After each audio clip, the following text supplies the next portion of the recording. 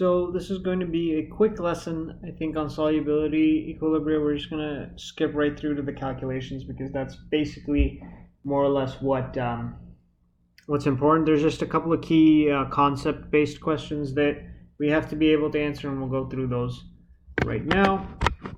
So let's see. Okay.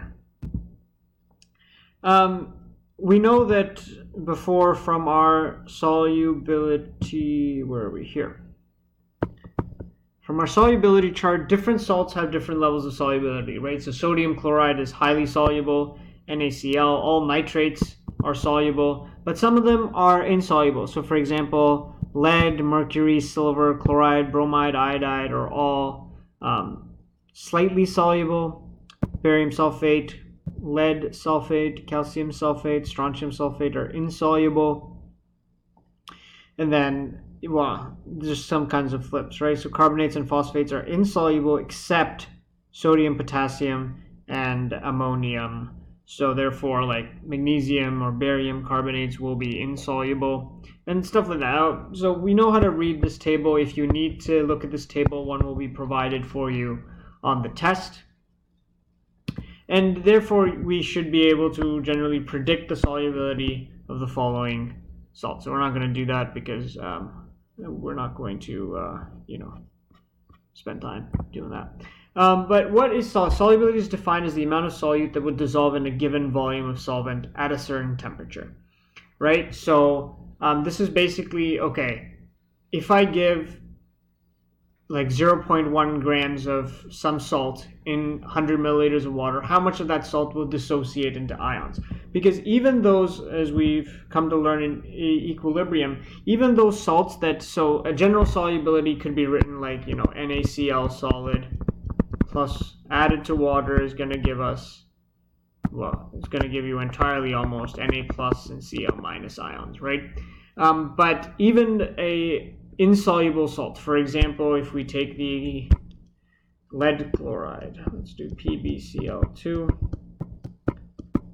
that is going to exist in equilibrium with Pb2 plus and Cl minus ions.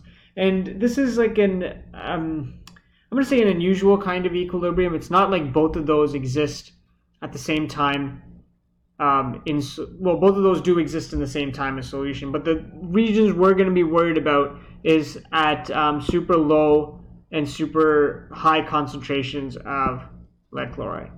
Okay, that didn't really make sense what I just said, so ignore that, but basically know that this insoluble salt added to water is going to form a little bit of ions, but most of it's going to stay as a salt, and it depends on how much solid is added, right? If you add a lot of solid, then a little bit's going to form ions, most of it's going to stay in the solid.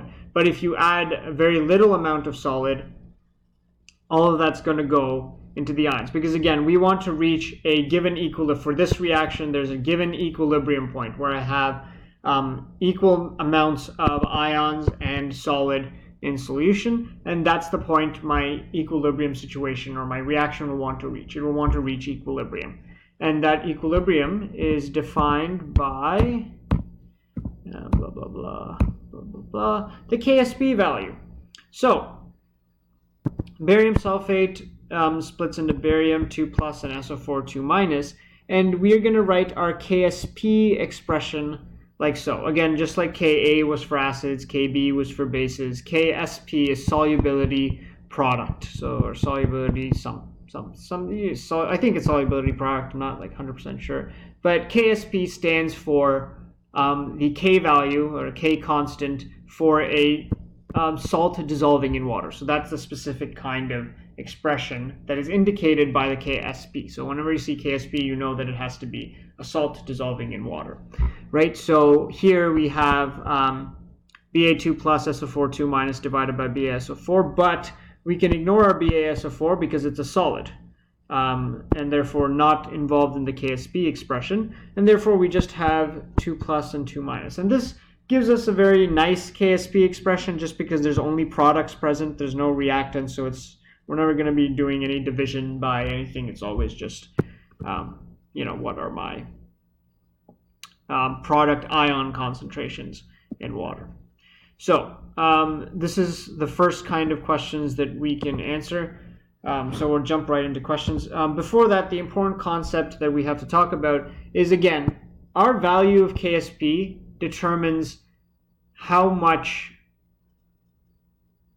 ions, or how much KSP, K is a constant, an equilibrium constant, gives you how much of the reaction is proceeding. Like, where's the reaction standing, right? Is it product favored or reactant favored at equilibrium?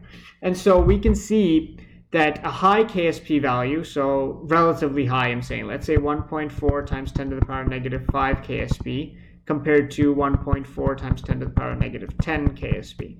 This KSP value is larger than this KSP value, and therefore this will be more soluble because more of its ions will be present in a given solution, in a given volume of solution at a given temperature, than this KSP value where less ions will be present. So that's the important thing we have to remember. More the KSP, or the higher the KSP, the more soluble. So salt like NaCl will have a KSP of greater than 1, right? It's just like our strong acid is completely dissociating in water. We're more concerned, just like we're more concerned with our weak acids and weak bases, we're more concerned with the KSP of salts that do not completely dissolve in water, or they have KSPs of lesser than 1. So there is a KSP table at the back of your textbook, but the next questions call for calculating KSP, so we will calculate. So here we're going to have to differentiate between KSP, which is like a solubility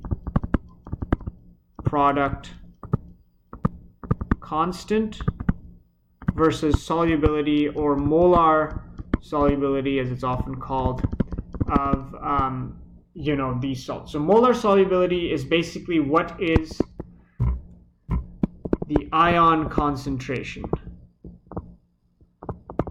That is defined as the molar solubility. What is the ion concentration of these ions present in water? KSP is if you multiply those ions, if you do products over reactants, what value do you get, right? So they're, again, correlated because we know that KSP is just, we'll go back here. So for example, in this question, this would be the solubility product constant, or KSP, and this value, well, what is the concentration of this? What is the concentration of this? Those values, the concentration values, will be our molar solubilities. And they are related. A high molar solubility means a high KSP. A low molar solubility means a low KSP. But they're not the same value. We have to calculate one to the other. So for doing that, we have to silver cyanide is going to be Ag plus Cn minus. We're going to write our...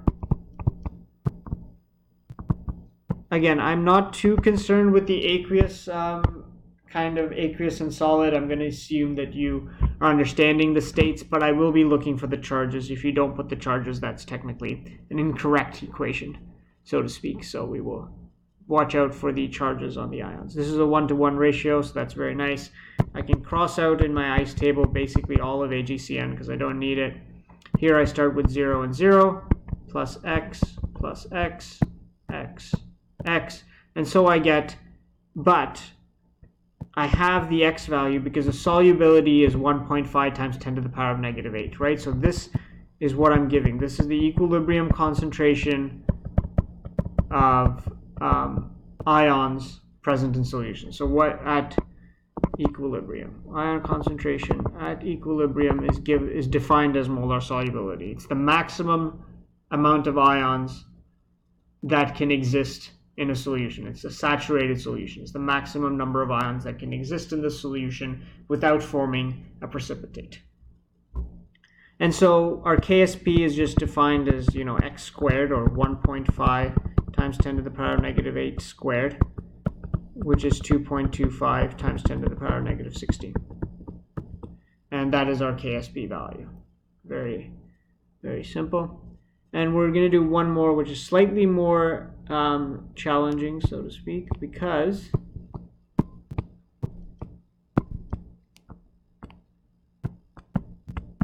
we have silver carbonate. So this is part B, right? Silver carbonate.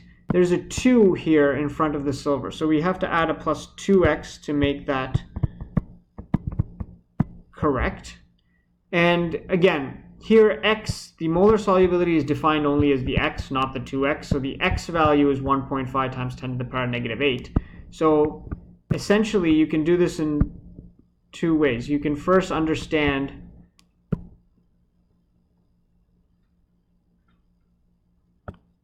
that you can multiply this by 2. Since x is 1.5 times 10 to the power of 8, 2x will be 3 times 10 to the power of negative 8. And therefore, our KSP value will be, again, times the ion concentration, so 1.5 times 10 to the power of negative 8. Oh, it's not 1.5 times 10 to the power of negative 8. Whoops. 1.3 times 10 to the power of negative 4. There we go. And so this will be twice that, which is 2.6 times 10 to the power of negative 4. Not bad. Again, the KSP is just product concentrations times each other, but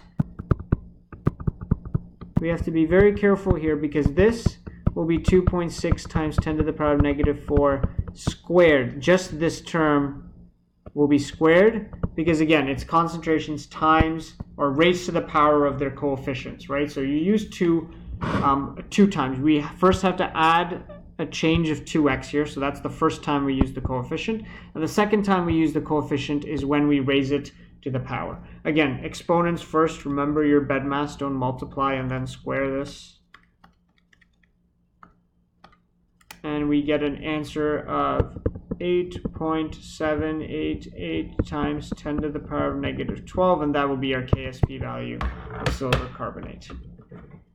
Right, and again, when it says solubility, what does that mean? It means that, and we're going to talk about this, this will make more sense with the QSP calculations and stuff, but essentially it means that this is the maximum number of each ion, stoichiometrically of course, that can exist in solution. So that is what my solubility is giving me, really. So that,